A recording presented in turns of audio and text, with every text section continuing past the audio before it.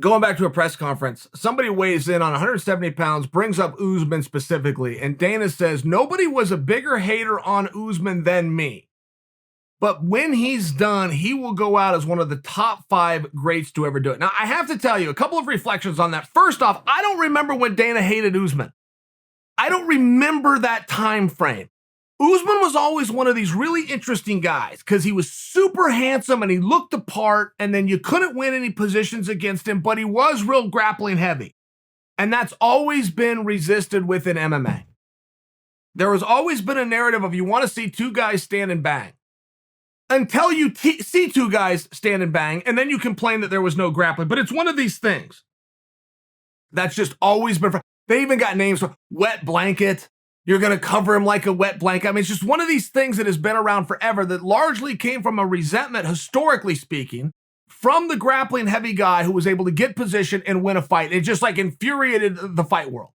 The taekwondos and the boxing and the kickboxing, all these different things in the world were so offended. The karates, they were so upset that this guy that we never even considered a martial artist can come in and beat any martial artist. So it dates back.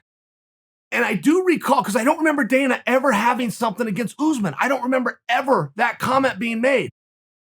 I do remember the narrative that Usman was grappling heavy and therefore what do you do with him? Okay, but I had a similar path with Usman. By the time Usman got to the title fight with Woodley, the night before that fight, I remember doing coverage on it and fully acknowledging Usman's awesome. Usman was like 15-1 the night he fought for the title. It's like 15-1, and he just came over a very dominant 5-round main event victory over RDA. And RDA has been the guy to beat. He has been the check piece that you have to get through for so many different athletes to lead into a world title fight. At any rate. So when Usman is getting ready to fight T. Wood, I remember giving a breakdown of this and going, look, I know both of their resumes. I watched both of them in their amateur careers. Anything Usman can do, T. Wood can do better. That was essentially, I am paraphrasing, but that was essentially what I had said, and it was definitely what I thought. Thought Usman's great, he can go hard, can't go quite as hard as Tyron. Usman can wrestle, boy, he did some incredible things in the amateurs. Tyron did a little more. Usman, boy, he's been in some main events, and Tyron's had more 5-round fights. It was one of these things where any number that I looked at, okay, it favors Woodley. So they go out there and fight. It was 5-0 Usman.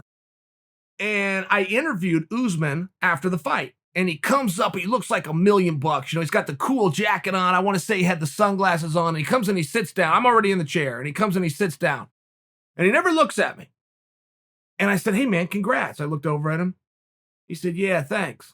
And he doesn't look at me. And I said, is there something going on here?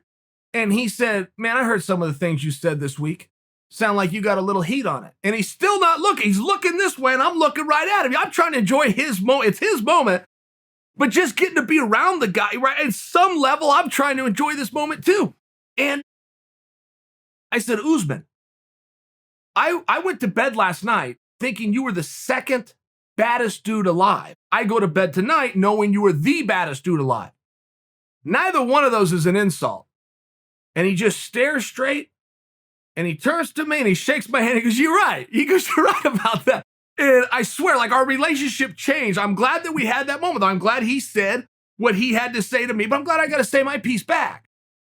I bring that to you because though I don't remember Dana ever having heat with Usman, I just don't remember that. I can also internalize where I thought what we were seeing with Usman is something we had seen many other times from many other guys. It also took a while to realize the greatness. And I would go as far as with Usman. Usman is the first guy that you could argue is the greatest welterweight ever. If you ever say you know the greatest welterweight ever and you say anything but George St-Pierre, you look like a fool. Usman is the first guy you could argue and not look like a fool. You're not going to win the argument. You're going to lose the argument right now. But you could say it and have an argument. And I think that's what Dana is speaking to moreover. And George had some weird things happen in his career, just things that you just can't outdo. George beat 3 generations. Now, that just happened. I mean, there's some Matt Hughes had to stick around to give him the opportunity and then give him the opportunity again for one of those pieces to be true. George had to clean out the division, start cleaning out for a second time, have Johnny Hendricks come in. George beats him, and then Johnny grabs the belt and runs off with it. I only bring that because George beat yesteryear, took care of his business, and then beat the next run. He beat 3 generations. You could do everything right, and maybe you just don't get that opportunity. So when I bring you, if you're going to argue who the best is, you got problems going up against George. You just have some built-in mechanisms that you may never have an ability to overcome. But Usman slowly is doing just that. And I will tell you something.